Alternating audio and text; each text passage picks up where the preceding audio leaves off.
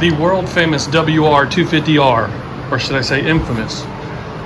I'm going to do an upgrade today that I would argue is the quickest, best upgrade you can do. And I'm going to film it in real time. Here we go.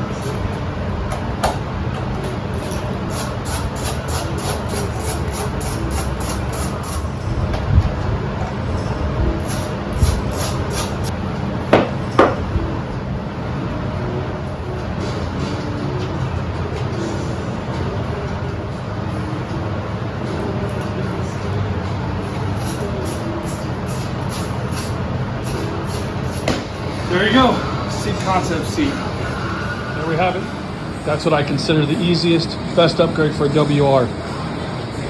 Like and subscribe. We got plenty of stuff coming up soon, guys.